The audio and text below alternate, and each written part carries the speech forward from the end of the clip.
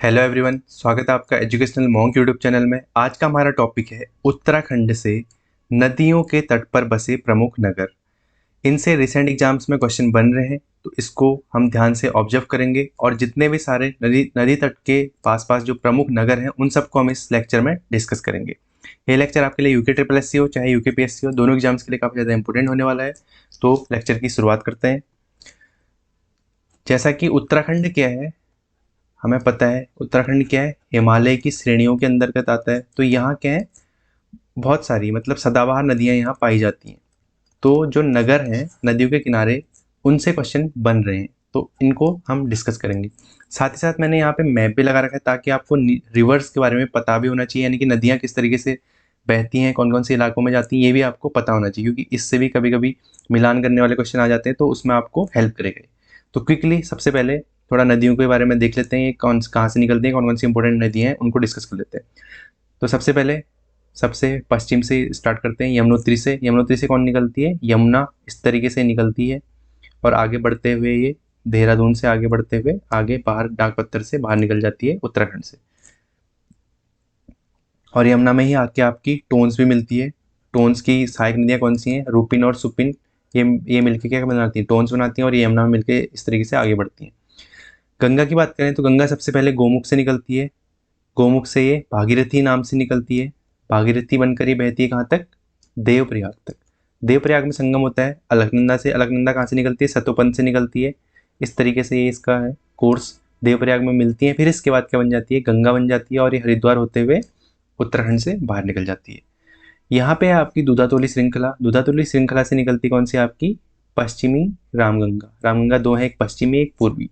तो पश्चिमी रामगंगा कहाँ से निकलती है? दूधातोली पर्वत श्रृंखला से निकलती है। फिर अगर हम देखें इम्पोर्टेंट नदी काली। काली जो है आपकी क्या है? काला पानी क्षेत्र से, जो इंडिया और नेपाल के बीच में विवाद का भी कारण बन रहा है आजकल, काफ़ी पहले से है, सुगौली की संधि के समय से है। तो काली नदी आप क्या नेपाल से बॉर्डर बनाते हुए चलती है इस तरीके से। ये हो गया काली नदी का कोर्स। और यहीं एक गोरी नदी है। गोरी नदी यानी कि धौली गंगा भी बोला जाता है इसे। धौली गंगा या गोरी नदी बोला जाता है, ये काली में मिल जाती है। और इसी तरीके से एक धौली गंगा यहाँ भी जो अलकनंदा में मिलती है, पश्चिमी धौली गंगा बोला जाता है, और इसे पूरी धौली गंगा भी बोला जाता है, गोरी नदी को ध्यान दीजिएगा। और ये बॉर्डर बनाती हुई काली नदी होगी। ये कुछ इंपॉर्टेंट नदियाँ हो गई। इस तरीके से एक कोसी हो गई, अल्मोड़ा से निकलती है, जो कौसानी क्षेत्र से निकलती है, कोसी नदी हो गई। आगे सबके बारे में हम देखेंगे, जो जो इम्पोर्टेंट नदियाँ हैं और उनसे संबंधित जो प्रमुख इनके तट पर बसे हुए शहर हैं, उन सबको हम डिस्कस करेंगे। तो सबसे पहले देखते हैं भागीरथी नदी के तट पर स्थित प्रमुख शहर। तो भागीरथी नदी यानी कि गौमुख से जब गंगा निकलती है तो भागीरथी नाम से ही निकलती है। तो इसमें जो प्रमुख शहर हैं कौन कौन से हैं? लंका। लंका ब्रिज भी है। इसी के पास में ही आपका नेलोंग घाटी। नेलोंग घाटी भी मौजूद है लंका के पास में ही। और आपका एक वुडन ब्रिज है जो इंडिया और तिब्बत के बीच में व्यापार का केंद्र रहा था। ये आपका जो है, जब इंडिया चाइना वॉर हुई थी 1962 से बंद कर दिया गया था नेलोंग ब्रिज, ये भी ध्यान रखें। नेलोंग वुडन ब्रिज भी बोला जाता है लंका। ऐसे ही गंगनानी। गंगनानी क्या है? गर्म जल कुंड है यहाँ गंगनानी में, ध्यान रखिएगा। मनेरी। मनेरी भाली परियोजना के से संबंधित है। भटवाड़ी। भटवाड़ी भी क्या है? भागीरथी नदी के तट पर स्थित है। सुक्की टॉप। सुक्की टॉप, झाला और हरसिल, ये आसपास के इलाके हैं। सुक्की, झाला, हरसिल, ये क्या है? सारे के सारे भागीरथी नदी के तट पर है। और एक इम्पोर्टेंट ध्यान रखिएगा, जो न्यूज में भी था, धराली। धराली जहाँ आपदा आई थी, वो भी क्या है? भागीरथी नदी के तट पर स्थित है। ये भी ध्यान रखिएगा, जो धराली है। ऐसे ही थराली है, वो चमोली में, ध्यान देना, है धराली की बात कर रहा हूँ।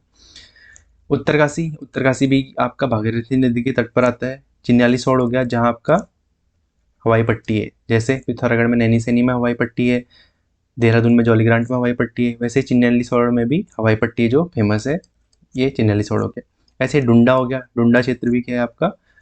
भागीरथी नदी के तट पर स्थित है। ऐसे गणेश प्रयाग, ये भी क्या है? भागीरथी नदी के तट पर स्थित है, जो पुरानी टिहरी के अंतर्गत आता है। तो ये हमने देखा भागीरथी नदी के तट पर स्थित प्रमुख शहर। अगला देखते हैं यमुना के। यमुना के किनारे वाले। यमुना के किनारे यानी कि यमुना को सबसे पहले ऑब्जर्व करते हैं, ये इस तरीके से यमुना बहती है। तो यमुना के किनारे लाखा मंडल, जो आपका जौनसार भावर क्षेत्र में आता है। डाक पत्थर, जो जौनसार भावर क्षेत्र में आता है। नैनबाग, नौगांव, डामटा, जानकी चट्टी, हनुमान चट्टी, ये यमुनोत्री के आसपास के इलाके, जानकी चट्टी और चट्टी चट्टी जहाँ आएगा ध्यान देना, यमुनोत्री के पास वाले इलाके हैं। तो यमुना नदी इन सब शहरों से गुजरती है, यानी कि ये शहर यमुना नदी के तट पर स्थित है। अगला देखते हैं गंगा नदी, जो जीवनदायिनी नदी बोला जाता है और पवित्र नदी मानी जाती है। तो गंगा नदी जब भागीरथी गौमुख से निकलकर कहाँ पहुँचती है, देवप्रयाग में, और अलकनंदा सतोपंथ से निकलकर कहाँ पहुँचती है, देवप्रयाग में। उसके बाद इनका नाम मिलकर क्या हो जाता है, गंगा हो जाता है, जो हरिद्वार होते हुए उत्तराखंड से बाहर निकल जाती है। तो हरिद्वार सबसे इंपॉर्टेंट शहर तो यही हो गया, ऋषिकेश हो गया, कनखल हो गया, कनखल जिसे स्वर्ग का द्वार भी बोला जाता है, ये भी हरिद्वार में स्थित है। कोडियाला हो गया, शिवपुरी हो गया, शिवपुरी राफ्टिंग के लिए फेमस है। देवप्रयाग, मुनि की रेती, चीला, चीला रेंज जो आपका राजाजी नेशनल पार्क के अंतर्गत आती है। पहले ये क्या था, एक रेंज थी चीला रेंज, उसी को फिर मिलाकर इसको राजाजी नेशनल पार्क के अंतर्गत कर दिया गया था। तो ये सब क्या है, गंगा नदी के तट पर स्थित प्रमुख शहर है। अगला है अलकनंदा नदी। अलकनंदा नदी ये आपकी इस तरीके से सतोपंथ से निकलती है और ये आगे बढ़ते हुए देवप्रयाग में भागीरथी से मिल जाती है। तो अलकनंदा नदी के तट पर स्थित बहुत सारे शहर हैं। कौन कौन से हैं, सबसे पहले बद्रीनाथ, बद्रीनाथ और माणा, सबसे पहले वैसे माणा आएगा फिर बद्रीनाथ आएगा। गोविंद घाट हो गया, जोशीमठ, जोशीमठ जहाँ शीतकालीन समय में बद्रीनाथ जो भगवान है उनकी पूजा की जाती है। गोपेश्वर जो चमोली का क्या है आपका हेडक्वार्टर है, डिस्ट्रिक्ट हेडक्वार्टर। ऐसे ही श्रीनगर जो है ये भी अलकनंदा के किनारे है। पांडुकेश्वर ये भी अलकनंदा किनारे है। गौचर ये भी अलकनंदा के किनारे है। श्रीनगर में क्या है आपका विधिक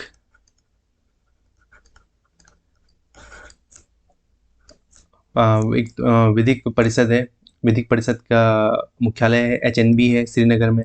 श्रीनगर काफ़ी इंपॉर्टेंट शहर है, ध्यान रखिएगा। तो ये अलकनंदा नदी के तट पर स्थित है। अगला देखते हैं मंदाकिनी। मंदाकिनी जो है अलकनंदा की ही ट्रिब्यूटरी है या सहायक नदी बोल सकते हैं। ये आपकी अलकनंदा है, इस तरीके से अलकनंदा यहाँ से निकली सतोपंथ से। तो सबसे पहले इस पर धौलीगंगा मिलती है, तो कौन बन जाता है, विष्णुप्रयाग। पांचों प्रयाग क्या है, अलकनंदा पे ही हैं। धौली मिली तो विष्णुप्रयाग बन गया, नंदाकिनी मिली तो नंदप्रयाग बन गया, ये तो इजी है।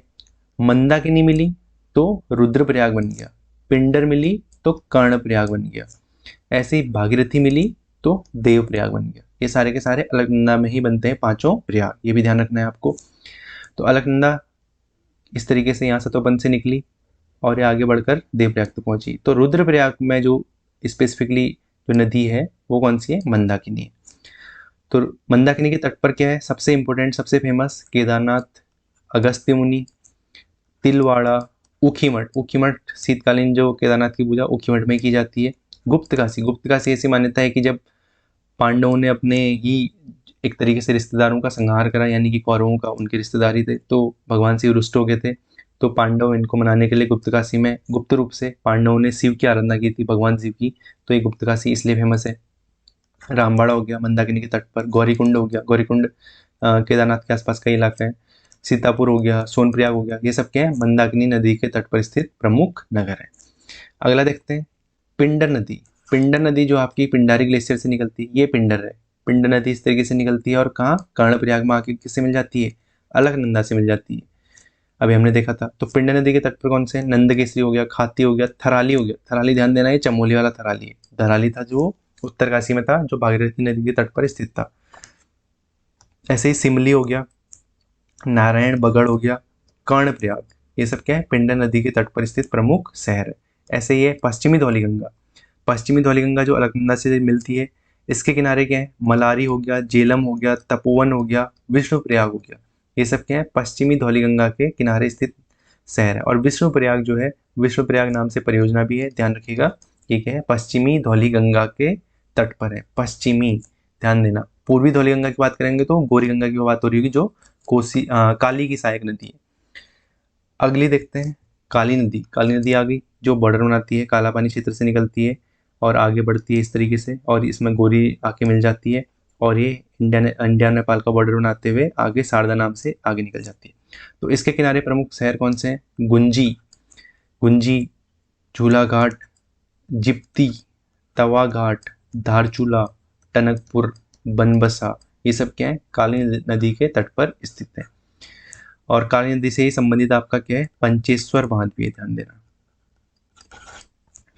गुंजी हो गया, झूलाघाट हो गया, जिप्ती हो गया, तवाघाट हो गया, ये धारचूला हो गया, टनकपुर हो गया, बनबसा हो गया, ये सब क्या है आपके काली नदी के तट पर स्थित प्रमुख शहर है। ऐसे ही गौरीगंगा नदी जो काली की सहायक नदी है, गोरी नदी, ये मिलम ग्लेशियर से निकलती है। इसके किनारे कौन कौन से हैं? मरतोली, सेराघाट, बरम, मिलम, ये सब क्या है? गौरीगंगा नदी के तट पर स्थित प्रमुख शहर है, ध्यान देना। अगला देखते हैं पूर्वी रामगंगा। अभी हमने देखा था पश्चिमी रामगंगा कहाँ से निकलती है? आपकी दूधातोली से निकलती है। और पूर्वी रामगंगा आपकी निकलती है यही मिलम के आसपास से। और ये सहायक नदी किसकी है? कोसी की सहायक नदी है। ये काली की सहायक नदी है। जो काली नदी है ना, ये बॉर्डर बनाते हुए, यहाँ पूर्वी रामगंगा, ये पश्चिमी रामगंगा, ये पूर्वी रामगंगा यहाँ कहीं से निकलती है इस तरीके से, और काली की सहायक नदी है, बाद में शारदा मिल जाती है। तो पूर्वी रामगंगा की सहायक नदी है जो काली की सहायक नदी है, उससे संबंधित शहर कौन से हैं? बिर्थी हो गया, तेजम हो गया, थल, नाचनी, रामेश्वर। रामेश्वर ध्यान देना, उत्तराखंड में भी एक तो साउथ में पड़ता है, यहाँ भी एक रामेश्वर। ठीक है, पूर्वी रामगंगा से संबंधित है, ध्यान देना। अगली है गौला नदी। गौला नदी जो आपकी स्पेसिफिकली हल्द्वानी के आसपास वाले इलाकों से जाती है, नैनीताल से निकलती है गौला नदी, और इस तरीके से उधम सिंह नगर होते हुए बाहर निकल जाती है। तो गौला नदी के किनारे सबसे पहले आते हैं रानीबाग, हल्द्वानी, काठगोदाम, किच्छा, लाल कुआं। ये सब क्षेत्र कहाँ है? गौला नदी के किनारे आते हैं। इसमें से फेमस हल्द्वानी, काठगोदाम, इनको याद रखना, और लाल कुआं इंपॉर्टेंट है, गौला नदी के किनारे आते हैं। और किच्छा से बाहर निकलती है गौला नदी, यहाँ से बाहर निकल जाती है, किच्छा होते हुए उत्तराखंड से बाहर निकल जाती है। अगली देखते हैं कोसी नदी। कोसी नदी जो कौसानी से निकलती है, ये आपकी कोसी नदी है इस तरीके से। कोसी नदी जो है, कोसी नदी के तट पर कौन कौन से हैं? कौसानी सबसे पहले तो, खैरना हो गया, सोमेश्वर हो गया, बेताल घाट हो गया, रामनगर हो गया, ये सब क्या है? कोसी नदी के तट पर स्थित प्रमुख शहर है। ऐसे ही सरयू नदी, सरयू नदी जो आपकी बागेश्वर से बहती है, सरयू नदी, ये दिख रही है ना, बागेश्वर से होते हुए आती है सरयू नदी। तो इसके किनारे कौन कौन से हैं? बैजनाथ, जो कत्यूर घाटी था, बैजनाथ, वो सब क्या है? सरयू के किनारे। बागेश्वर हो गया, कपकोट हो गया, ये सब क्या है? सरयू के किनारे स्थित प्रमुख शहर है। अगली कुछ स्पेसिफिक नदियों के किनारे देख लेते हैं। रुड़की, रुड़की किस नदी के किनारे है? सोलानी नदी के किनारे। कोटद्वार किस नदी के किनारे है? खोह नदी के किनारे। क्वेश्चन बने, ध्यान से देखना। काशीपुर किस नदी के किनारे है? ढेला नदी के किनारे। काशीपुर को जो उधम सिंह नगर में मौजूद है, इसी के आसपास के इलाका बुकसाड़ इलाका भी बोला जाता है। प्रतापनगर किस नदी के किनारे? जलकुरी नदी के किनारे। ऐसे ही हरसिल किस नदी के किनारे? जलंधरी नदी के किनारे। बेसिकली अगर हरसिल बोले तो हरसिल आपका भागीरथी किनारे भी बोल सकते हैं। अगर मोर स्पेसिफिक जाए तो हरसिल इस तरीके से, ये हरसिल हो गया, एक साइड से जलंधरी आती है और एक साइड से एक और नदी आती है, और ये मिल जाती है किसमें? भागीरथी में।